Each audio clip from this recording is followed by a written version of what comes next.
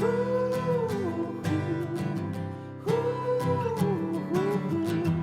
can dance if you want to, and there's something wrong if you don't dance. Well, uh, you shouldn't sneak up on an old lady like that. Oh, I'm just teasing. I'm just here sewing up my great nephew's hat here. He got a little hole in his hat. He likes to wear these caps here. His name is Robbie Cusick. Oh, hello. My name is Ancestor Monroe, and I've been around a very long time. I used to hang out with Mark Twain on the porch. He was such a good storyteller. Oh, he would tell me the most lovely stories of all time. I miss Mr. Twain. He was such a nice man. Well, I have the good opportunity. I'm out here in on the property of a man by the name of Shawn, and my great nephew is going to talk to him. They're old friends, and I just they let me hang out here in the property, so I figured I'd say hello, hello, and they'll go and talk to you and tell you some stories and stuff. But I hope you enjoy it. I'm just here with my little Tweety bird and hanging out and enjoying this property. But this is gonna be a great story they're about to tell you, and you are gonna enjoy it so much. So you just enjoy the story with Mr. Shawn and Robbie, and it's gonna be a good time. It's gonna be worth you listening to all the blah blah blah because they're gonna go on and on and on, but it'll be worth it. Listening to the words. Oh, anyways, that's all I got. So let's send it over to Robbie and Shawn. Bye for now. All right. Oh, hello. Thank Hi you, guys. as Hi boys. always, Hello boys. Auntie. It is I'm always a just gonna step pleasure. out here and let you Have you guys met do Have you your met thing. Ancestor Monroe yet in person?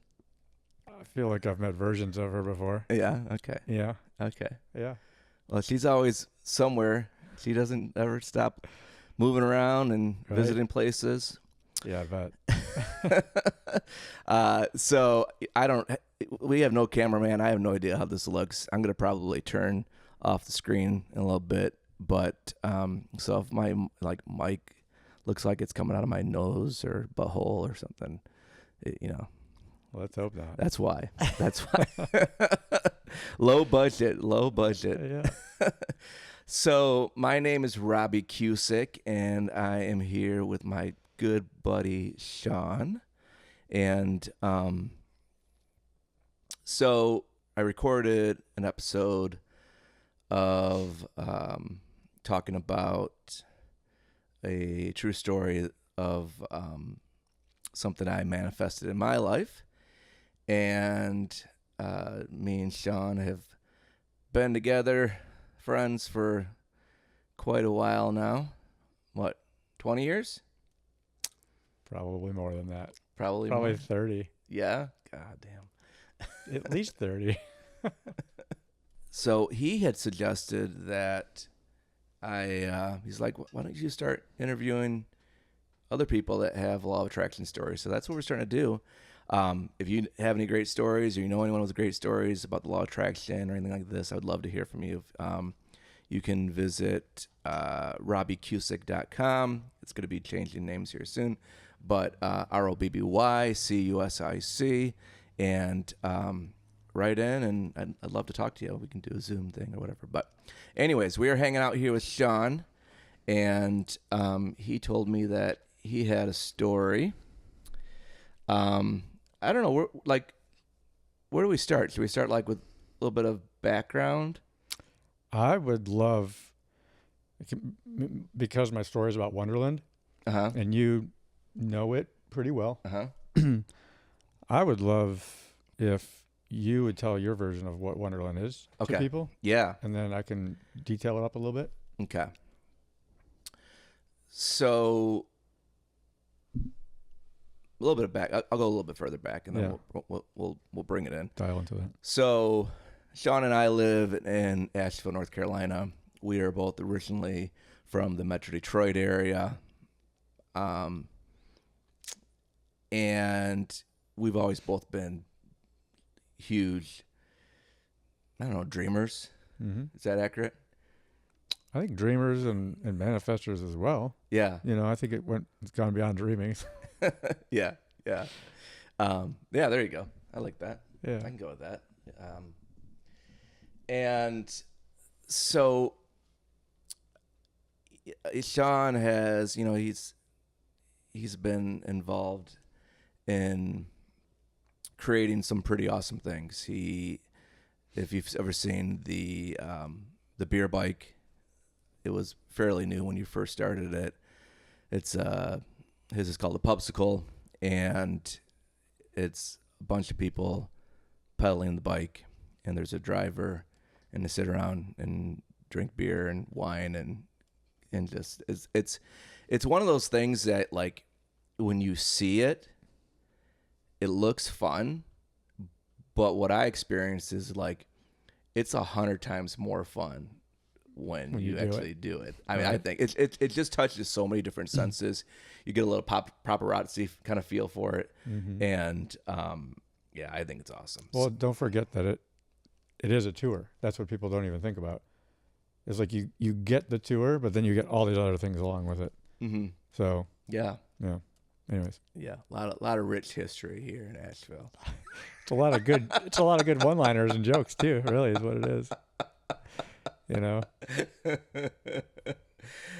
So Shawn created an escape room that was really cool because he had a theatrical spin to it, and that was awesome. So what I know about Wonderland is probably right around the pandemic, 2020 is, I think, probably when I really started hearing about it. I know he always wanted to open up some type of, like, resort type of thing. And he is the type of person that just really digs into details when he's dreaming or when he's creating, doing I would imagine like Thomas Edison type of thing, creating something in his mind. And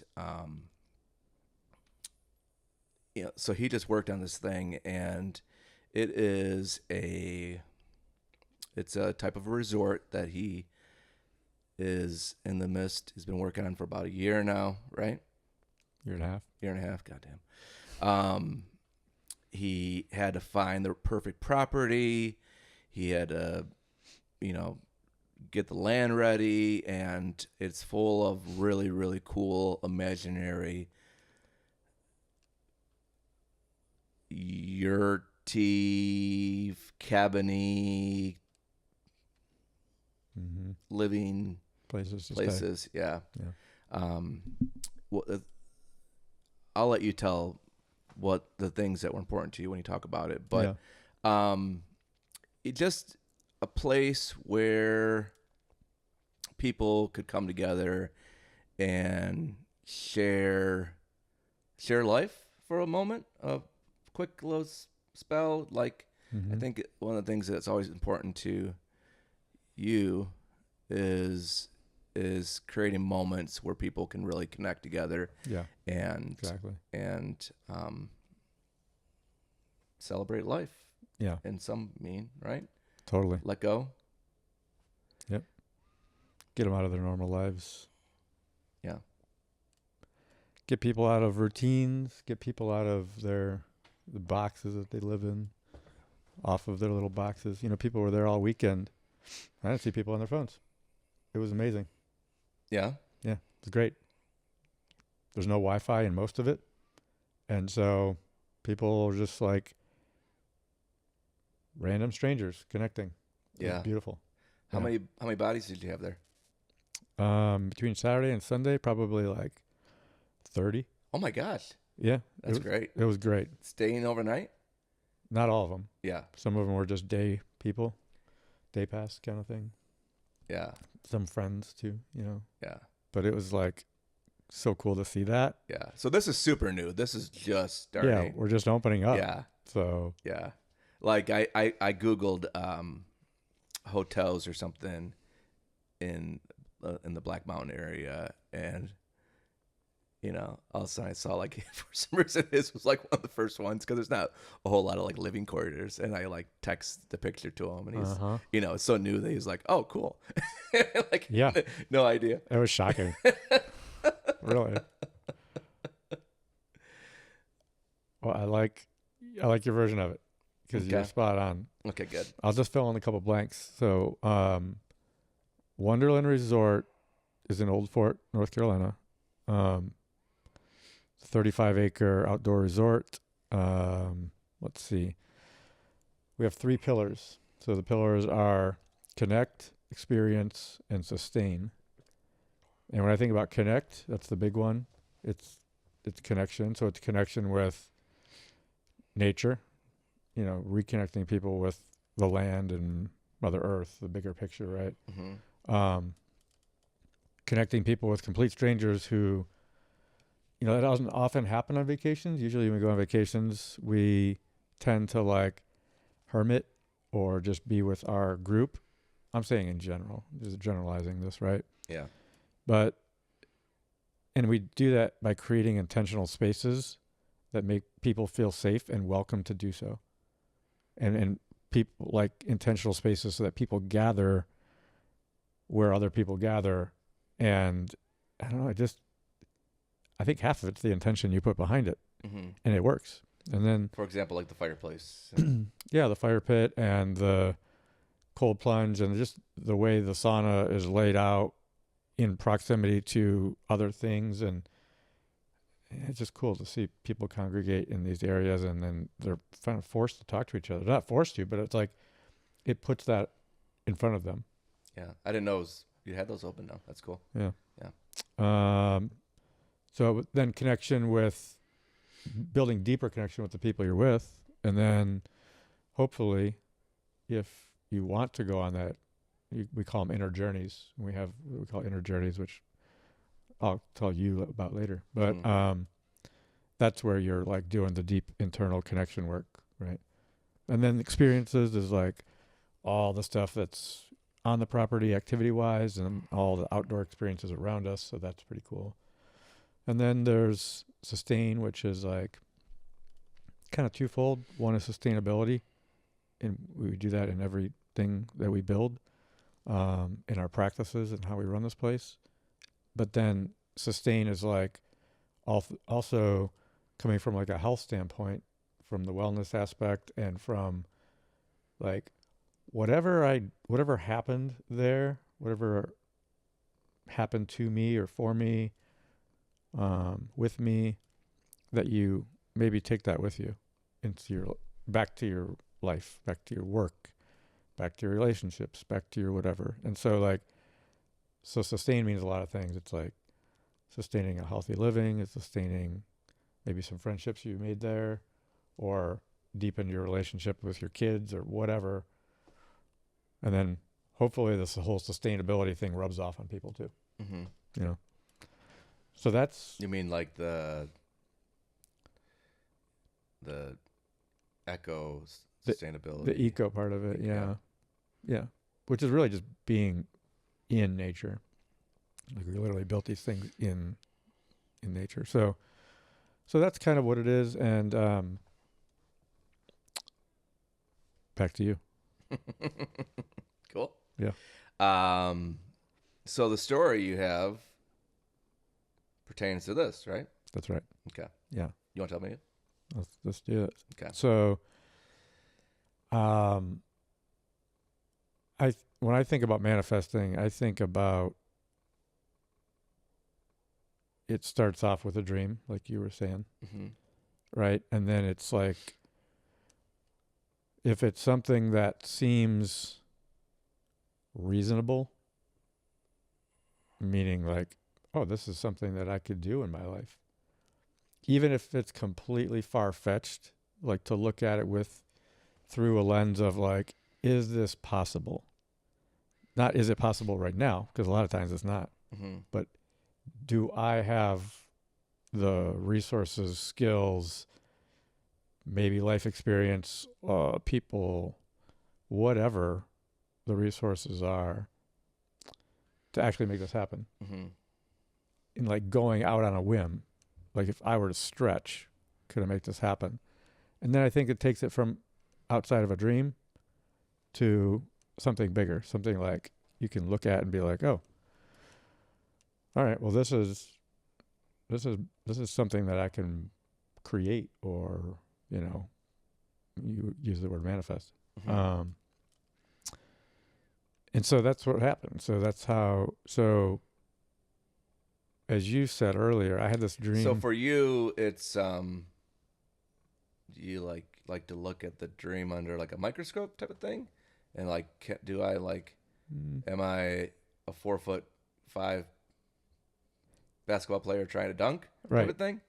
Like A little bit. do I have yeah, do I have like can I learn the things I need to learn and do the things I need to do? Well, right. And it's funny 'cause I just listened to Wayne Dyer say this the other day. He was, if like if you can imagine yourself dunking at 4'11", then you should do it, because Spud Webb did it, or whoever.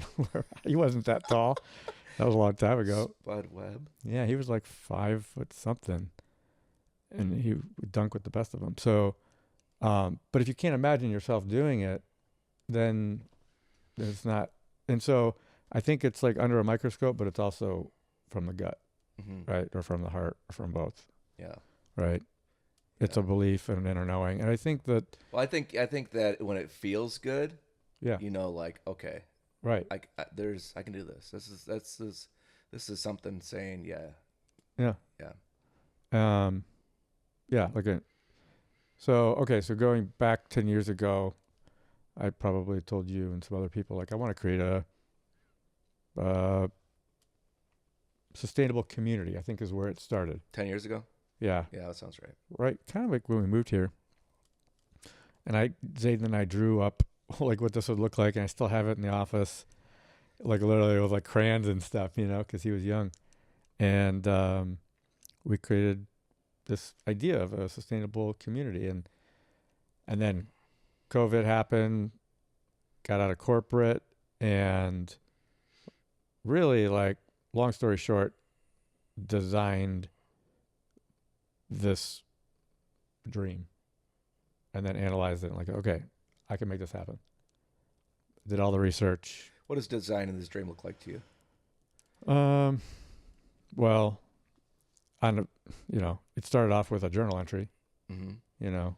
and then it turned into more of a story, and then it turned into research and a 38-page business plan Mm-hmm. and a 15-page investor pitch deck. So that's like stretching it out. And then it was like, oh, that's something I can take to banks and, people, and have real conversations about it. How long did you? Do that? Yeah. Year and a half. Yeah. Yeah, solid year and a half. Because I had to understand the industry, Mm-hmm. right? So the dream was, all right, I'm going to create this resort. And it's because it combines all my passions, right? It's building, it's design and building, which is kind of one thing. Mm-hmm. And then it's creating experiences and promoting and building the awareness around sustainability. Mm-hmm. So it's like combining these three things. I couldn't think of anything else that made sense other than hospitality resort. And so I'm like, all right, well, the community was like, okay, maybe I could do the community and the resort next to each other. Well, originally, I think well, and I guess this might turn into that too, right? Where I think you were actually like thinking of a place to actually like live, like have people Yeah. live Right. more than a vacation place. Is that right? Originally, yeah. Yeah. And so when I did all the research and kind of built the plan, phase one or version one was both. Like, I'm going to buy a big piece of property and I'm going to do the resort here. I'm going to do the eco village here, right? Side by side. Ewok Village is it what you said? Ewok village. I'm going to create Ewoks out of thin air. Or they're just going to come. They're just going to show up. Yeah, I don't know. I hope so. I hope so too. I can't wait. It might still happen. That's gonna be awesome. And so, You should probably practice like how you need to like like take Ewok talking classes or something, right? I mean, It- I'm sure I'm sure it's out there. I have no doubt it's out there. Well, so then reality hit me. I started looking at land, and I'm like, oh, I can't afford that much land. And so I'm like, all right, well, I'll just get like 5 or 10 acres and just do this resort, because I feel like, we're in a tourist town. I know hospitality through my experiences and stuff in that regard. I'll start there. And then fast forward 6-10 months. And this is kind of like, I think this is my favorite manifesting part of this whole story. Mm-hmm. Which I'm going to put a pin in and come back to. Okay. Because there's a couple other parts that I remember journaling about in the very beginning. It was literally like we were at Lake Santilla and I just had this brain dump into my journal. Mm. And one of Would you almost call it like a download? People like, I think some of the the, yeah, cool hippie people like to call it like a download. Yeah. Yeah. we can call it whatever you want. You can call it a massive dump. Yeah. Call it a download dump. No, I think that's probably more. Yeah, massive dump would be good. Yeah. It was in the woods, nonetheless. So what I came up with was, and you remember when I was growing up, I think like I've told you about it. We did a lot of RVing, a lot of motorhoming. Okay. We stayed at a lot of campgrounds. My parents had a couple different RVs, and what I loved about it was that we'd go there and we'd always meet people. And it was fun to just explore these places, meet other people who were like having, they were on vacation, but it was different than going to a hotel because everybody, I don't know, maybe it's just the community of RVers that like you're stuck in this campground, you're going to meet people, Mm-hmm. right? Anyhow, that was some inspiration for me for sure. And so that was one of these clicks of like, oh yeah, I forgot how much I really enjoyed that, like when I was a kid. And so I think that was what helped me pivot it into hospitality. Okay. So I just wanted to throw that out there because I think it's important. And then back to the pin that we stuck in there. So there's layers of manifesting in here. So I asked Jeff Drake, who's, my main, I would say one of my main partners in this, and just one of my best friends, if he wanted to join me in this adventure because he had just retired. Mm-hmm. And This is before you bought the property. yeah, because here's the deal. I had all this business plan. I had a bank that was like, yeah, go find land Mm-hmm. and find investors. And I'm like, okay, great. I've never done this before. Yeah. It was daunting, man. And I'm like just researching like how to find investors and all this. And everybody's like, just talk to your friends and family. That's how you do your first project like this. Yeah. And so I did. And I asked Jeff, and he was like, yeah, man, I'm in. And I was like, oh, holy shit. This is awesome. because he just saw it in the vision on paper, hardly even on paper, but he's seen the stuff that we've created, and he's like, yeah, let's do this. And then that helped me. I think that gave me some confidence, and probably some other people too, to be like, yeah, I want to invest. And same thing with my brother. He was like, yeah, let's do this. And so, Are you brothers? yeah. I didn't even know that. Mm-hmm. Okay. Yeah. And so I guess the point in saying all this was to say that, like, I manifested what this thing could look like on paper, Mm-hmm. but then when it came time to actually like go start executing on it, which was find land, find investors, I'm like, I don't know these things. Mm-hmm. And I just really had to believe, because what was going to happen was, so first I found the land, and I could go on and on about how that happened, but Well, you would just like, from my point of view, you would just tell anybody that was willing to listen what you were doing. mm-hmm. Yeah. Like, I don't think you were bashful about, like, No, I had to, just because I had a timeline.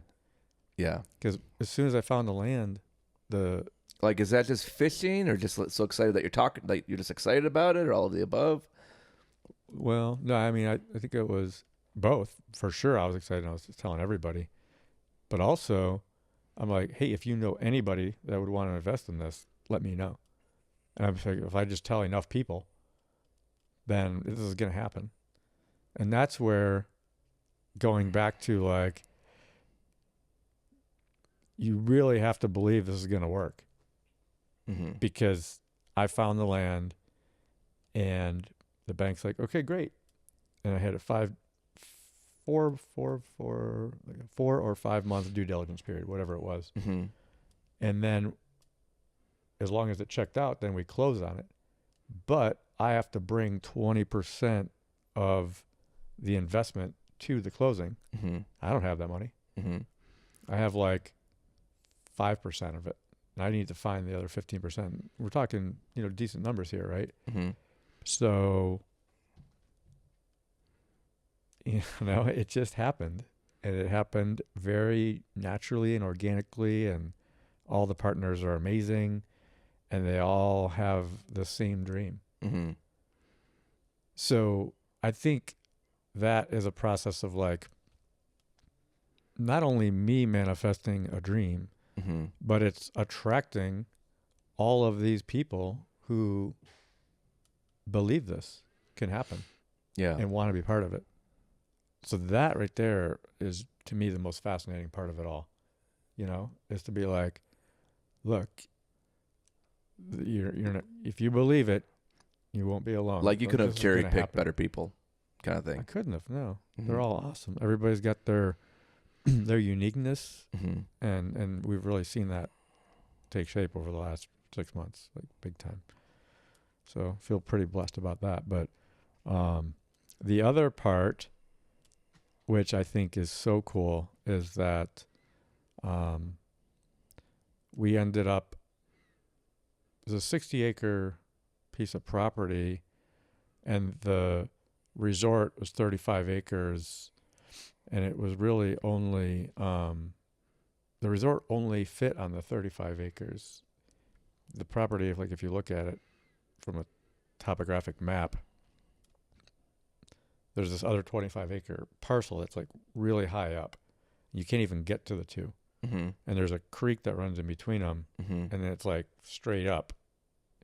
And so I asked the bank if it was okay if I broke that off. And they're like, yeah, it's not going to be part of the project anyways. So we were able to get the additional acreage, and then that acreage has, like, a kind of a separate entrance. Why was it important to break it off? Well, because we can do the eco village Oh, and yeah, later on, right. which was my original plan, an idea, but I didn't think it was feasible. Why couldn't you do that if it wasn't broken off? Um, well, because you're going to sell lots. Yeah. Yeah. And so you can't, because Wonderland's under an entity, right? Mm-hmm. It's like it's a business that owns the land and everything. And so you couldn't sell chunks of the business. It just doesn't work that way, Yeah. you know? Two different owners kind of thing. Yeah. Yeah. Especially because it's like an LLC and then you've got a mortgage tied to it and everything. So, so in this way, the simplest way to put it is that we now have some land that we can develop into an eco village Mm-hmm. later on. Yeah. And I wasn't even pushing for that to happen. It just magically happened because the land was such where it didn't make any sense to have it part of the resort. It wouldn't have been useful Mm-hmm. at all. Right. And it's just mind blowing to think that that's the next chapter after this. Well, yeah, and you're able to afford something way bigger. So Yeah. why? How come you could? Well, I was looking west of here in like Brevard and Canton, other areas, and Jeff was like, "Why don't you look in Old Fort?" Mm-hmm. Because he had a rental house down there, and I'm like, "There's nothing in Old Fort." And then, but I'll look anyways. And so I went to look, and acreage was like half the price. And I mean, you couldn't have found a better piece of property. You've been there. It's incredible. Mm-hmm. Like it checked every single box, and I had a lot of boxes to check. It's flat. It's got mountain views if you want to go up there, but it's down in a bowl, Mm-hmm. surrounded by trees. It was a cattle pasture, organic, no chemicals, backs up the national forest on a state maintained road, not in a floodplain. Has an existing home on it. Like the land perked for, well and septic. Like everything about it, and it's gorgeous. So I'm like, that right there is kind of the pinnacle of designing it on paper, so to speak, and then believing it and just being like, I really don't know what this is going to physically look like, but I know it's going to be cool. And I created that vision board and, just took pictures from like, I made a Pinterest board or several Pinterest boards and then created a vision board with it. And then if you look at that vision board today, there's pieces of it at that property that we've built, which is super cool. And they were just concepts, not necessarily like we have to do this. Right. It was Right. more like a vibe thing. Yeah. Like this is the feel. Uh-huh. So I think my biggest takeaway is that, and there's one more big part to the manifesting story I'll tell you in a second. But in terms of just to kind of like group together everything we just talked about, it was like, not only did this project happen, but it happened in a very organic, simple way where we didn't have a lot of like hang-ups. Yeah. There wasn't a lot of hoops to jump through, Isn't that funny? couple setbacks, but You just get out of your own way. yeah. And it's really just like, okay, come up with all these ideas and just put it out there and just let go, which is really hard to do Yeah. because you want to be in control and you're not. You're just not in control, and you have to just let the universe do its thing.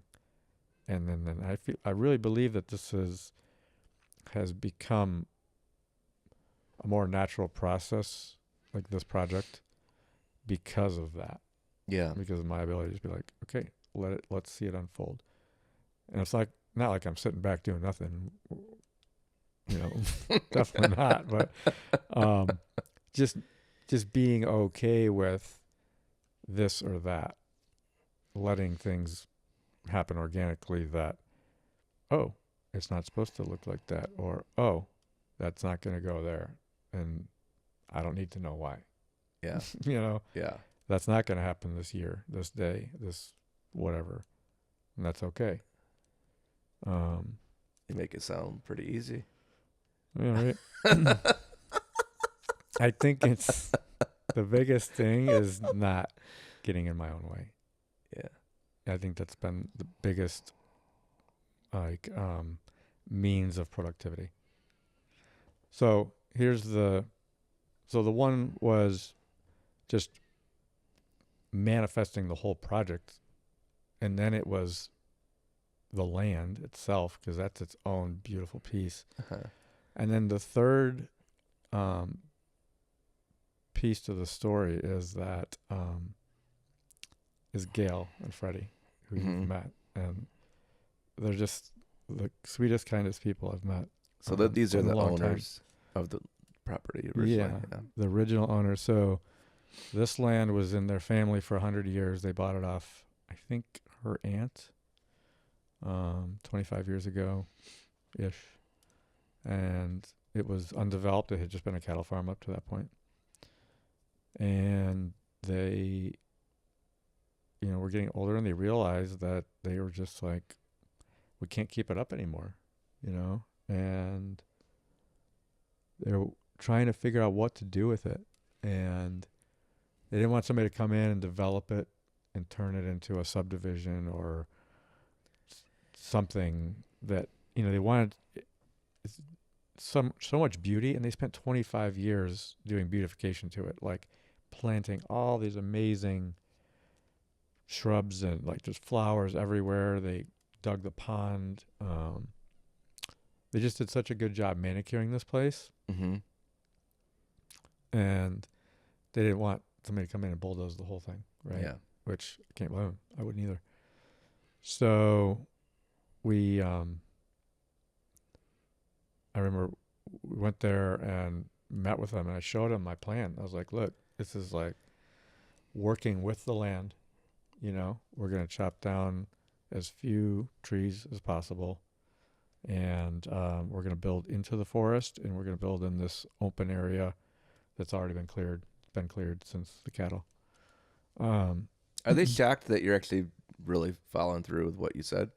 No, No, they were no. no, because I went to them with a full blown plan and an No, offer. I just mean like actually not really, like really not cutting down trees and stuff. Oh, well, no, I No. don't think so. I mean, we had to some of them, but they were also ones that were dying, Yeah. so they were going to fall down. Yeah. I think we only cut down 2 trees that were just 2 pine trees that were like maybe like 4. Anyways, I mean, It's insane. not many. Yeah. Most people mow down complete forests when Yeah. they do projects like this. So they believed in it, Mm-hmm.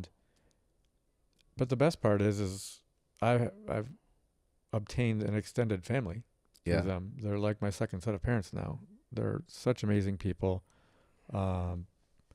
They've got roots in Old Fort and Asheville as well, and they live like 10 minutes away. I get to see them all the time. They come to the gatherings that we have, and they've just become part of the family, and I've become part of their family too. Mm-hmm.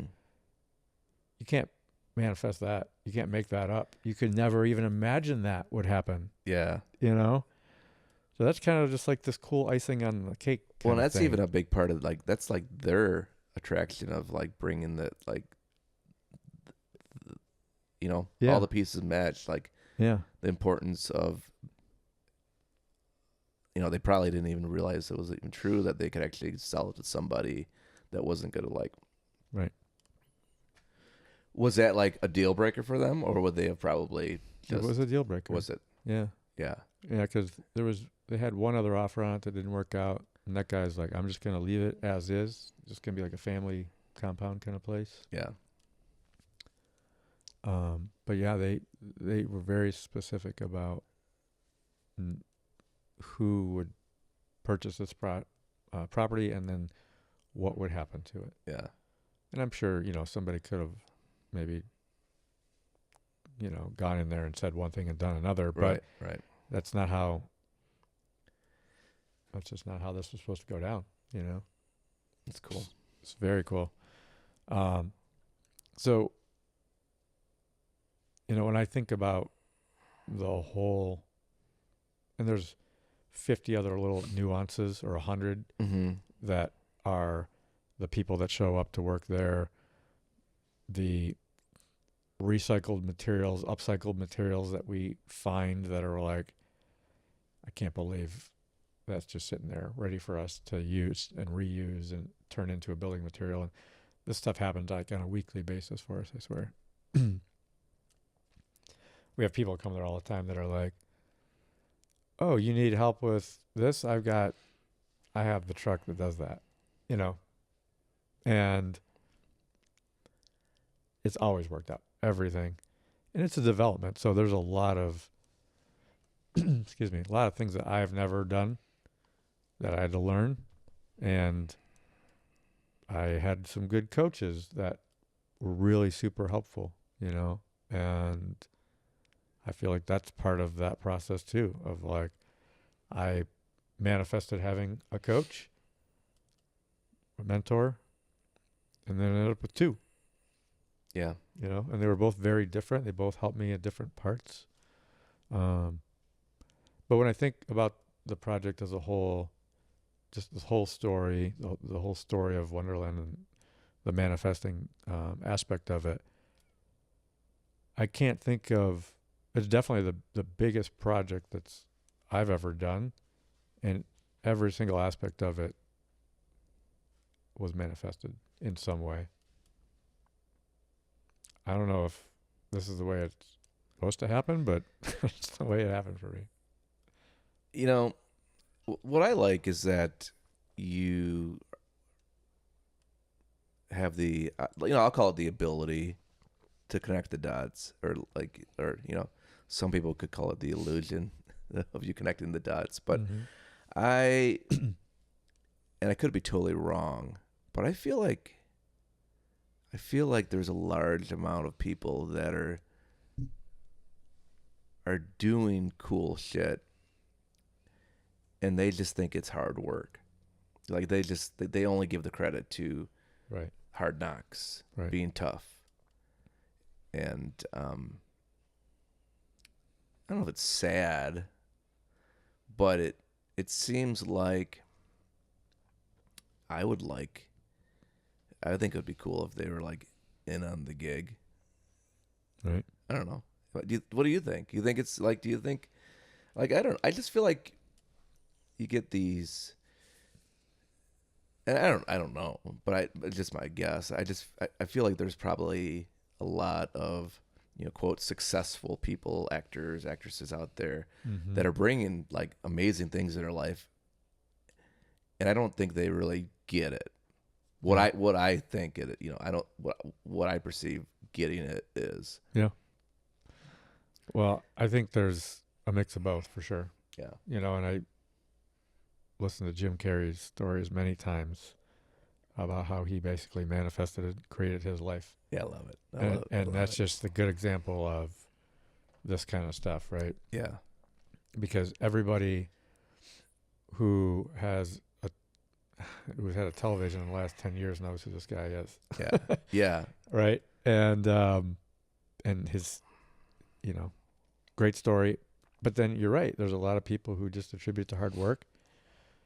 And I have never worked this hard in my entire life. Yeah. For sure. Yeah. But that's not what I think about. Yeah. I mean, sometimes I have to because it's in my to-do list, Right. schedule, calendar, whatever. Yeah. However, not when it comes to conversations like this, because that's not what got us here. Yeah. That was just part of the, like, create the image and believe it and know it and let it go. And then, yeah, of course you're going to have to work hard. Totally. No, Of course. no kidding. Right. Right. Right. But what's hard work? Hard work to me is doing something hard that you hate and you don't want to be at, and you're just doing it because you feel like you have to, Right. I picture like, the person that hates that they have to like asphalt all day, and they're just doing it because they want to pay the bills, and I'm sure there's plenty of people that are like really appreciate what they do, and they enjoy aspects of it. To me, that's work. Yeah. No doubt. Yeah. If it doesn't feel like work, then it's Yeah. not. No. But I remember many days lifting boulders and stuff. Where I'm like, my back hurts already. I should not be doing this, but we have to do it. Yeah. You know? Yeah. No. I'm definitely not taking away from the work aspect of it. Yeah. It's definitely But it's a whole lot easier if it's something you're passionate about, right? Obviously. yeah. I think that's where I'm getting at. Yeah. Yeah. Yeah. Yep. So, like, what are some of the things you learned already that, like, are like, do you have any lessons from the experience? Well, yeah. So I've always known this, but it's just more reinforcement that literally anything is possible, Mm-hmm. right? And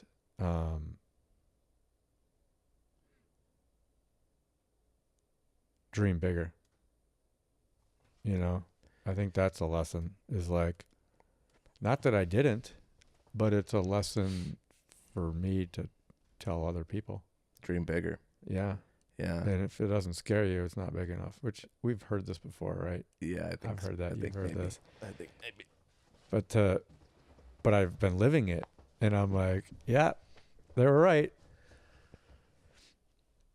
Yeah. I mean, that makes me think of your son. Like, so, Shawn's son he is a rock star in the making right now. He's started off in guitar, and then he learned that he likes to sing, and it's like, I just want to tell him, like, I think I want to tell him what most people won't tell. And maybe they will until they get freaked out. They'll say, go to college. But I want to say, just go. Like, do your thing, because there's nothing that can stop you. And I think that it almost sounds reckless to, I think, a lot of people. But if you get out of your own way, like, he's got family that's supporting him. He's got adopted uncles and aunts that are supporting him, and your friends, and he loves it. He enjoys it. He's fed.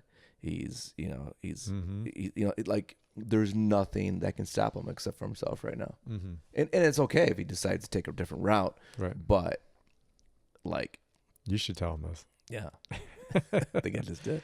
Yeah, probably. Yeah, You're right. There's nothing. Like, how does that feel as a dad? It's so cool to see, especially because it happened organically, and I didn't push music on him at all. Yeah. He wanted a guitar a long time ago when he was 5 years old. So we got him a guitar for Christmas, and he tried it, and he was too small for it. Yeah. But then he came back to it, Yeah. and he hasn't stopped. It's really cool. So 19, hops in the car, says, I'm going to Nashville. I'm going to go and follow my dreams. How's Dad feel? I'm going to go to Nashville. At least on the weekends. Yeah. Yeah. Like, do you say have a backup plan? Well, yeah. I mean, You do. I already have, and it's not so much a backup plan as it is like, let's find something that you're good at, that you like, that you can make money Mm-hmm. until that makes you more money, Right. And so, he's already into cars, and he helps me with real estate stuff. And so I think, like, he'll be good, like, in terms of having, I think it's important to have other it is. skills, I mean, right? that is, it's good for the, like, confidence and knowing that you can, when you're out in the world and you're not feeling Right. money coming in, money attracts money. That's That's big what I always thing. tell my kids, like, get a job first. Just get a job, Right. You have and money coming in. then look for another job if you Right. want to. Right. Like just get the job, Mm-hmm. keep the money coming in. I don't know. Yeah, there's definitely a part of this aspect of life that is like, if you, I've seen it many times. One of my biggest pieces of advice to people is kind of like what you just said. Like, okay, you have this dream, great. Find something that will fund it. So get a job that you don't want and work it, or work a second job and then have the idea be your third job. And I'm not saying to like overwork people, but when you don't have money, then it's hard to not live in a place of scarcity, Yeah, right? yeah.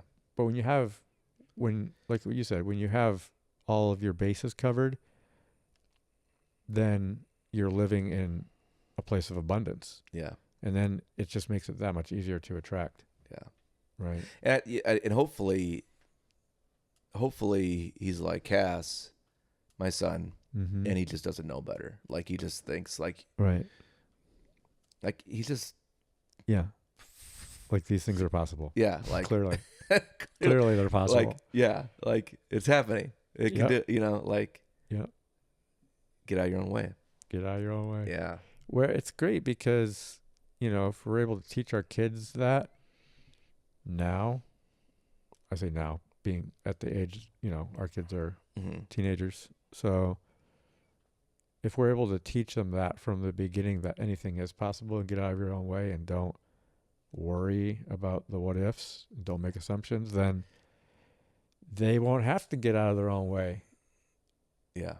Life Right. will be a lot easier. They'll already be out of their own way. Yeah. And life will just flow, Mm-hmm. So, Yeah. Well, I have a strong belief these days that I feel like once you understand that, I feel like there's a point in life where you feel like you should just appreciate what you have, and you should just be happy with this, and settle down, be grateful, and that's all fine and done. You definitely being grateful is an important part, mm-hmm. and appreciating what you have is definitely where the roots start. Mm-hmm. But you're never going to get rid of that drive. Like you can stuff it in there and hide it from yourself, but you're always we are ants. We are born to progress. We're like, you can stuff it all you want, but that's when I feel like death starts. It's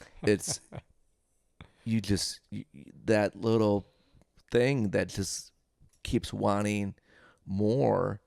It's okay. That's how I feel like we are built. Yeah. Not everybody's like that. I mean, I think we are. I think all of us are. Maybe not to the extent, like the drive can look different. They're not all building wonder ruse or whatever. Right. But it could be like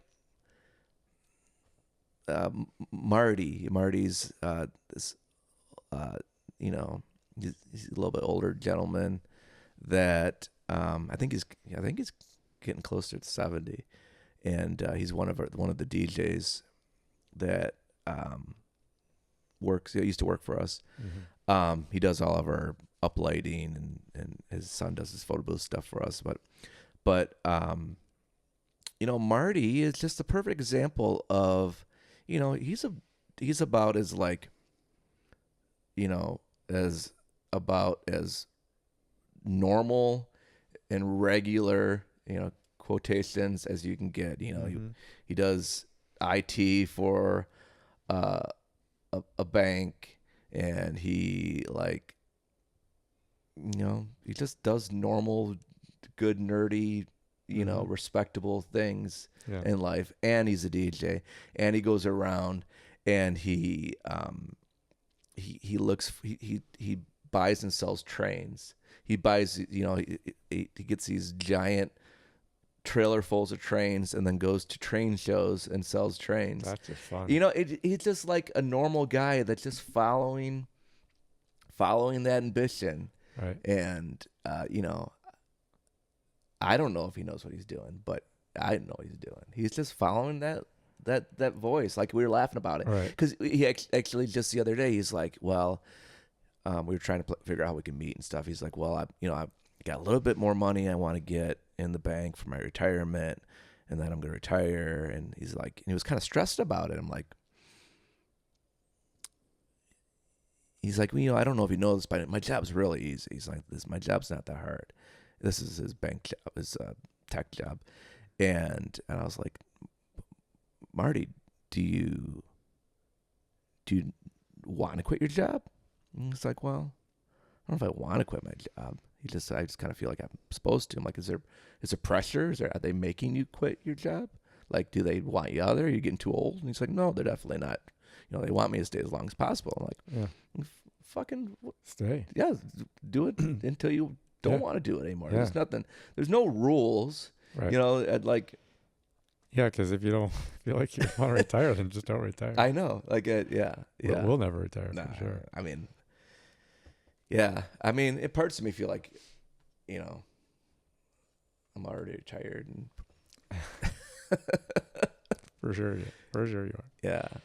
One of the you asked earlier about lessons learned. Yeah, good. And I just Yeah. thought of another one, which is like, I've realized that I don't have to have all the pieces put together, or even I have to have some of them put together. Mm-hmm. And you don't have to know all the answers. Yeah. You just have to believe that it's going to work out. Was there a point like when you were like, oh, okay? Like, was there? Do you remember like when you were like really figured it out? It was just a whole bunch of little versions of that. Yeah. There wasn't like one big piece or Yeah. one big point. Yeah. It was like 100 of those, like, oh, that's going to work. Oh, that's going to work. Oh, that's going to work. And it just reinforces like, okay, all right, I didn't know that, but it's working out. And maybe I still don't even know exactly how or why that's working out, but it is, and that's okay. Yeah. You know, and not, because you can never know everything. Yeah. And you can't wait until you do know. You'll be waiting forever. Is there You any know? difference between how you wake up now and how you woke up like 5 years ago? I think the only difference is we did a podcast 5 years ago. You recorded Yeah. something 5 Yeah. years ago, and I did my morning thing on there, my affirmation thing. But the one thing that I changed or added to it is that I'm just grateful to be alive every day. I'm alive. Yeah. Every morning I wake up, I'm like, amen. Yeah. Thank Yeah. you, universe. Thank you, God. Thank you, whoever. Because I imagine whatever you're are. probably pretty excited to get your day going. Yeah, but I think the biggest thing is like, it's not just me doing I'm grateful thing. It's like actually really feeling grateful. Yeah. That all of these things have just magically worked out. Yeah. You know, and then, yeah, it's exciting. You know, my life is very different now. I spend a lot of time outside. I spent a lot of time around people where I wasn't. I was doing mostly solo stuff before. Yeah. So everything has changed. My life is very. Well, you really very wanted that. I feel like I did. You wanted the community part. Mm-hmm. Yeah. For Yep. sure. Yep. For sure. Well, that's what you get when you work by yourself, you know, as a solopreneur or I don't know, say solopreneur, but, you know, a lot of my jobs were solo artist kind of things. Yeah. Yeah. So, yeah, days are exciting, Yeah. even when they're not. So what's on the forefront? Okay, you got some places for people to live. You got bodies starting to come in. They're renting the place. What are they doing there right now? It's fun just watching people. Like right now. Are we they just got the- hanging out there, or are they like sleeping there and piecing out and going and doing other things in town? Both. Yeah. The people that were there this weekend, they stayed on property. the whole time. The pond is up and running. The What sauna. do they stay in? What do they use? So we had some tent campers, and then we had They brought their own tents. hmm That's fun. yeah, and then we had some RVer people on Friday, and then we had people stay in the earth pod or the fire pod. Okay. And then so we're gonna open up 2 more accommodations fully. One this week, and one maybe in a week or 2. Which ones are open?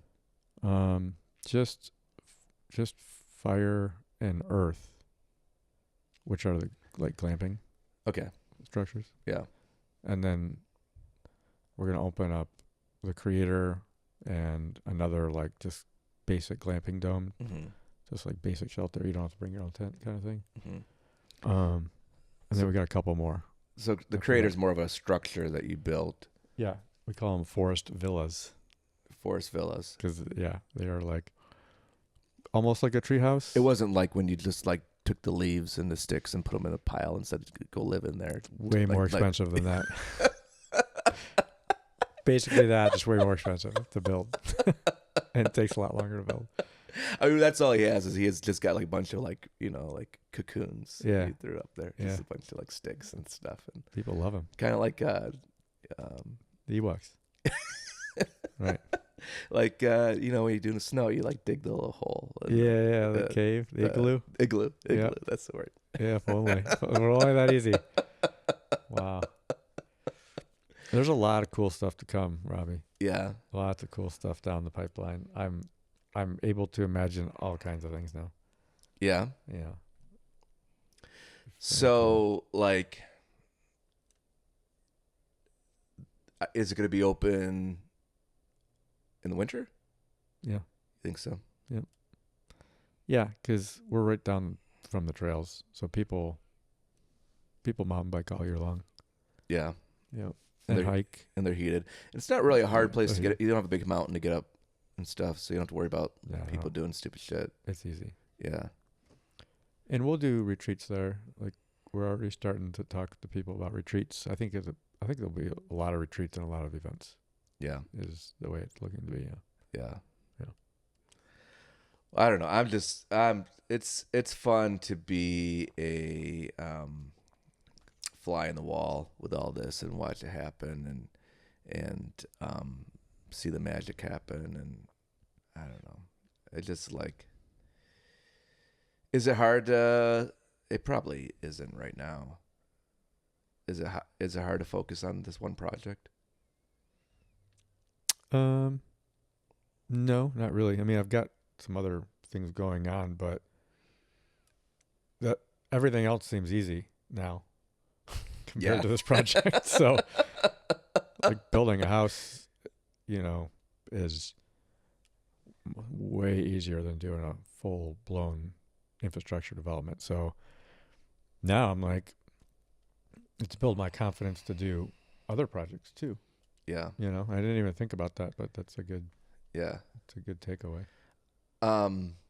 So what I want to ask is, like, little Shawn. What was little Shawn like? Were you like this always? Do you think? Like when I was a kid? Yeah. Or like, or did were you like that and then it went away? Or, I mean, I was definitely a dreamer and a creator. mhm. I would draw. I spent a lot of time drawing, and like, I designed motorhomes when I was like, I don't know, 4th grade. You designed motorhomes? Yeah, I had a drafting board, and I would draw like motorhome floor plans. My mom would say that I created the RV with a basement. Like, Oh yeah. yeah, it was So- like a little trapdoor situation. It had a little basement. Now they actually build them. Mm-hmm. She's like, here, look at this video. They took your idea. So I think I've been designing stuff forever. Yeah. Yeah. And I would build some stuff. It was like forts, Yeah. It wasn't like, but it was some stuff for sure. Yeah. What do you think? Like, what's your why? Why do you do all this? I have a dual why, and it's to Well, the first one is to create immersive experiences that basically bring people joy and emotion, Mm-hmm. make people feel more alive. Mm-hmm. And then the second one is to promote and increase the amount of sustainability in our everyday lives so that we live in a safer, cleaner, healthier planet. Yeah. Yeah. Okay, so say the first one again. Um, Creating experiences basically that make people feel more alive. Yeah. Yeah. Where do you think that like we'll call it need comes from of needing to encourage that, share it, inspire it? Um, yeah, I think it's because people are happier when they're experiencing something new, or it doesn't have to be new, but just when people are having I don't know, just it's so people don't necessarily always get out of their heads and out of their regular routines and lifestyle. So the more people like us who can create exciting experiences, whether it be events or art or music or hospitality or whatever it is, something that when I say immersive, I think what that means is that it evokes emotion from people, right? Mm-hmm. So it's not just like, I'm going to sit here and look at this, but I'm going to sit here and look at this and feel into it. And maybe I'm going to play with it. Mm-hmm. Maybe I'm going to get my hands dirty and interact with it somehow. To me, that's an immersive experience rather than just an experience. And so the more unique we can build those experiences and the more they can immerse themselves into those experiences, the more emotion they feel, the happier, the more joy, the more fulfillment. It's like it's this trickle Why up do you give a effect. shit? Because I want to see people live their best lives. Yeah. Why? Like when you were a kid, were you like the guy that like needed to inspire people? Did you like I don't think I thought about this stuff when I was younger. no? No, I think this came in my 30s or something. Yeah. Yeah. Yeah. I mean, I definitely always liked throwing parties, you know that. Yeah. Yeah. But that was more of the connection thing, I think. Yeah. Connecting people and me connecting with people. Yeah. So yeah, I don't know. I don't know where it actually stems from. Yeah. It's cool. What about the echo part? Echo. That, man, I've just done too much research, and being in sustainability for so long, and energy efficiency and all that.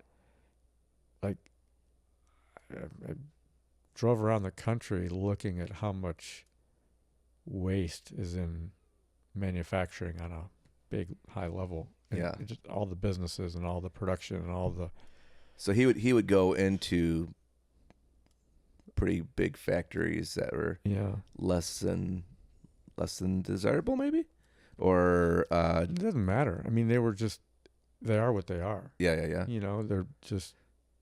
They use a lot of resources and energy. Mm-hmm. It's just the nature of the business, But I saw a lot of waste and a lot of things that could have been done that didn't get done. And I tried to make a difference on a big corporate level, and it seemed very insignificant to me. So I was like, all right, well, how can I actually make an impact? Yeah.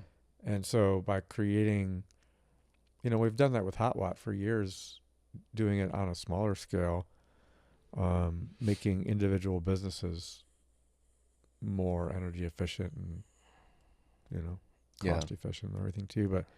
But doing it on this level, to me, is like, okay, I'm incorporating Mother Nature into this. Yeah.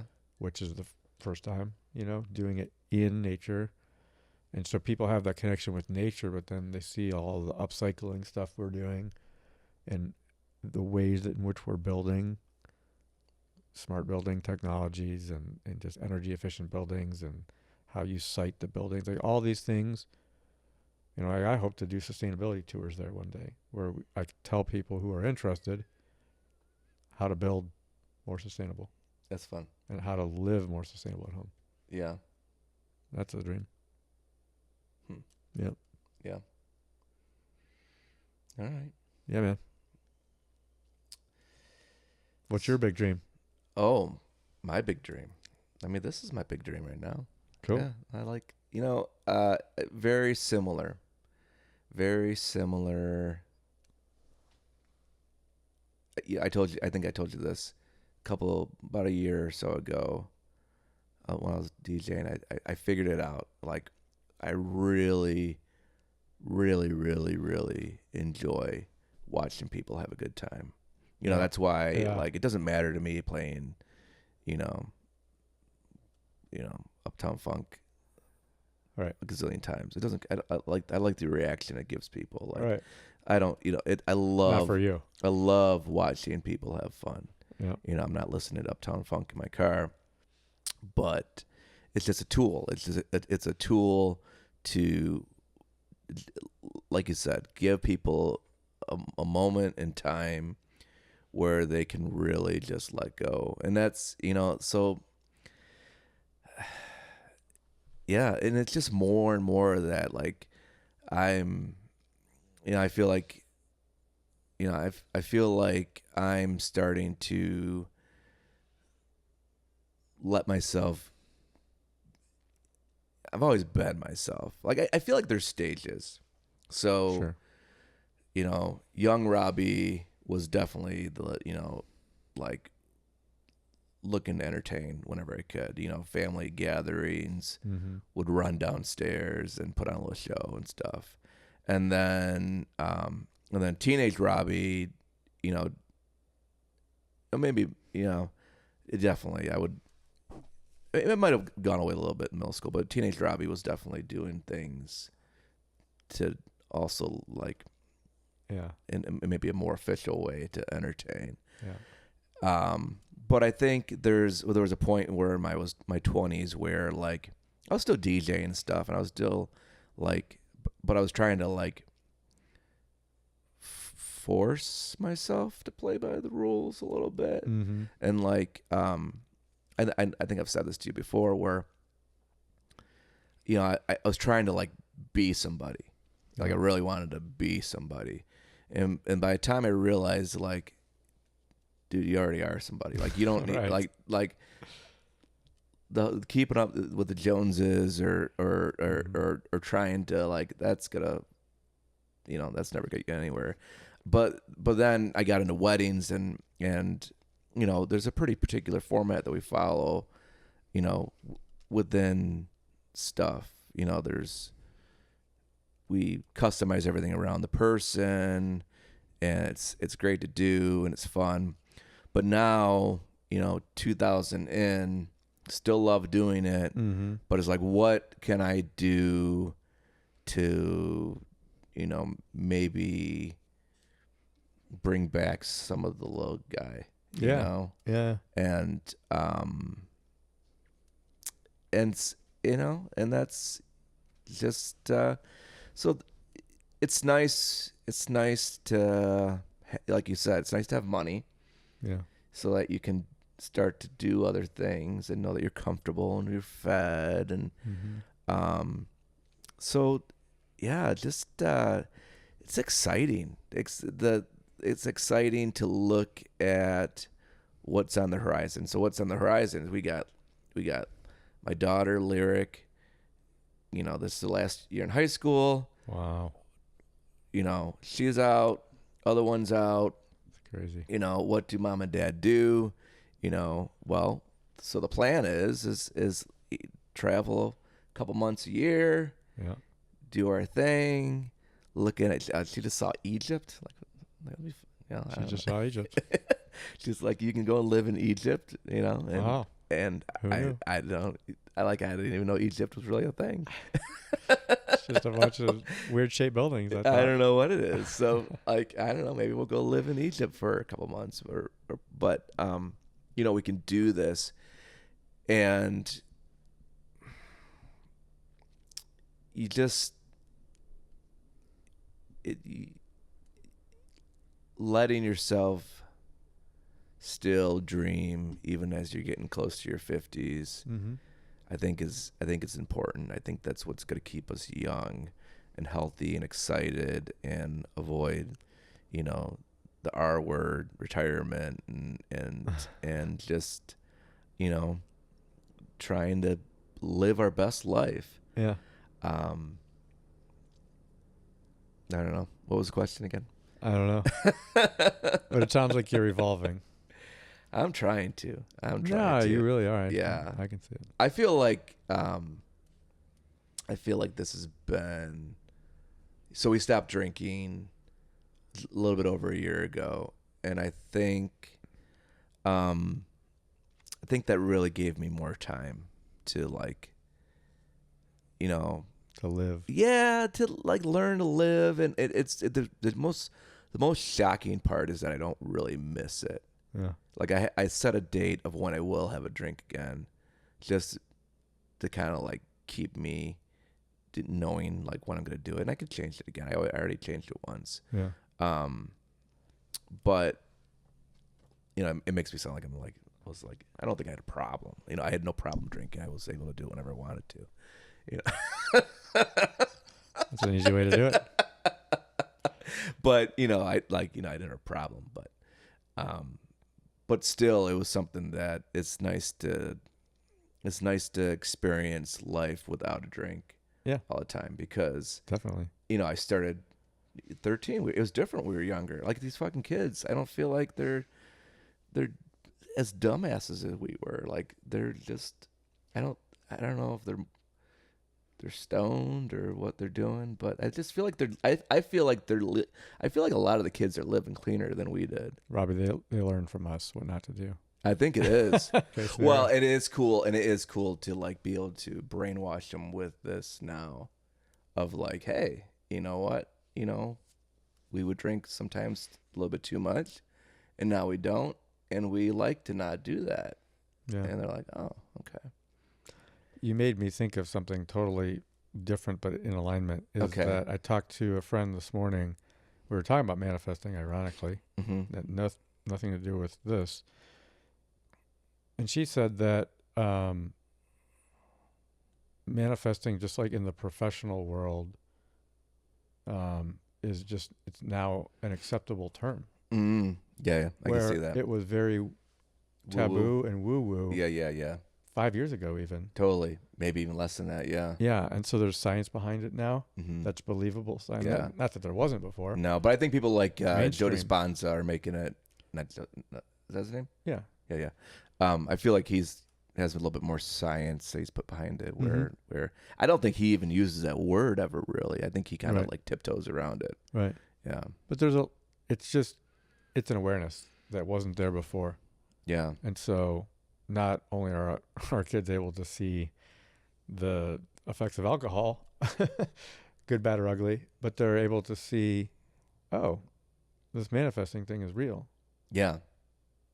It's pretty cool. I think so. Really I cool. think so. I think Cass might still think I'm a little crazy. I think Yeah. he's kind of like maybe like, yeah, this might be something. I think he's a little bit too smart to like totally be really ready to buy it. Yeah. It's all good. But yeah, it's you know, it, like for me, I feel like after my love manifesting story, and you haven't seen it, you got to go back and listen to it. Like for me, it was, I mean, you couldn't excuse it away to coincidence. It was so specific. So like, it's like, I feel like it's my job now to like share the story, and just because it's like, wow, for me. Yeah. Like, I think it's just the coolest thing in the world. Yeah. Yeah. Yeah. Yeah. We've always known this. That was just a good in-your-face example, Totally. right? Yeah. That convinced you and, helped you not only more thoroughly believe, but want to get this message out there of like, okay, let's start telling other people's stories. And Yeah. yeah. So I think I got to tell this story. So back in our Michigan days, I had, so I went to the library. I'll back up a little bit further then. I was at the library and I'm an audiobook guy and you know the story, but I was, the this certain audiobook called to me. That it was weird. It was you just know. It was like like I have to get this audiobook. And I swear to God, like the minute I put the CD the CD in the CD player, I knew my life was about to change a little bit. And I feel like there were steps above that. And so that was Dr. Wayne Dyer I was listening to, and it was Inspiration, Your Ultimate Calling. And so God, like just listening to that book, it was like somebody finally telling me all the things I already knew, kind of thing. Like it was probably similar to I got this uncle, my mom's sister's brother. He like saw Jesus in his rearview mirror at one time, and I would imagine that to me, like it's a very similar feeling to when I manifested that thing. But so listen to that book, and I just everything my brain that's where I really started to let go, I think, and get off of this whole work, trying to be somebody thing. And now actually before that, I remember it was almost like the tipping point. I was at a church, this cool church, and I don't know, they said something, and it was about giving yourself to God, and they had this Johnny Cash song playing, and I just feel like that was all the leading up to, I mean, all of that stuff was leading up to now. But anyway, so I digress. Wayne Dyer after that point became like my superhero, my godfather, my grandpa, my wise old man. I was just obsessed with them. So I'm listening to Wayne Dyer books, and it might have only been that one book actually, but he was talking. He had a podcast, or he was on a radio station thing, and he kept talking about Mount Clemens and how he lived in an orphanage. He talked about his orphanage thing a lot, and it was in Mount Clemens, Michigan, and we grew up in Michigan and in Mount Clemens, and me and Shawn were pretty we knew each other growing up in high school, but we weren't we just started to be really good friends. He was looking for houses, and I was a realtor, and we were so anyways, I was listening to Wayne Dyer and talk about Mount Clemens, and all of a sudden it clicked, and I was like, oh, I know the house that he's talking about. And it was cool because I didn't know the house he was talking about, but I was like, oh, I know the house. Even though I didn't know the house, I knew the house. It was just I just knew I knew. So run into Shawn at the bar, and like most people do, hanging out in this nightclub and talking about whatever weird shit. And I've been listening to this guy, Dr. Wayne Dyer. He's really awesome. And he stops me and he says, oh, he used to live in my house. And I'm like, you gotta be fucking kidding me. All right. So he his parents' house was the foster home. It was a foster home. Yeah. It was crazy. It was insane. I still can't believe it to this day. Yeah. But I can. Yeah. Tell the story about when he came over. Yeah, he came over. Were you there, or is it just your parents? No, it was my parents. I think I was moved out by then. My dad's was up in the office upstairs, facing the backyard, Uh-huh. and looked out the window and he saw three guys out there. And he was like, he opens up the window. He's like, "Hey, can I help you?" And the one guy was like, "No, I'm just showing this gentleman where the chickens I think used to be." And my dad's like, "Huh?" He's like, "I'll be right down." And so he went down there, and it was Wayne and Wayne's brother and just some friend that they happened to be traveling with. And they just walked into the backyard, and then, my parents got to meet him and had him stay for dinner and everything. Didn't you say one of them was taking a leak back there? I don't think so. I thought you told me that. I don't know. Maybe that was it. Maybe you're improv. We'll have to ask my dad. maybe maybe your dad told me that. Maybe. I think maybe. I bet your dad told me that. Maybe. And so Maybe he was just horsing around, but I thought, yeah. But anyhow, that's how we found out. And I Oh, you didn't even know. He didn't know. Well, I didn't Before know. you didn't know that growing up. No. Oh. All we knew is that they bought the house from whatever this family was that fostered a bunch of kids. Mm. And then so Wayne would have grown up in the room that was my brother's room that then became my room when my brother moved out. Yeah. I mean, we changed that house a lot. They added on like 2,000 square feet to it. But that original bedroom was the attic where they had all the foster kids. So it's kind of cool to think that, he slept in the same room that my brother and I slept in. Yeah, that's really for cool. a number of years. Yeah. And I wasn't surprised by it at all. I was just like, that makes sense because this guy just feels like you said, it's like another father figure, Yeah. Yeah. So cool. I mean, I was really, I'm okay with death. I'm pretty good. I'm pretty good with death. Yeah. But when he passed away, man, that was a trickier one for me. Yeah, it hit me really hard. Yeah, too. I didn't think it. I wouldn't have pictured him dying already. Yeah, that one moved me. Mm-hmm. Yeah. I wasn't really ready for that. I was definitely more ready for my dad to pass away than him. Yeah, just because there were signs, and I don't know. Right. I don't know. It's weird to say that about some person that you never really met. I talked to him once through the podcast, but yeah. I don't know what I asked him. I wonder what I asked him for that. I don't know. Yeah. But yeah, I don't know. So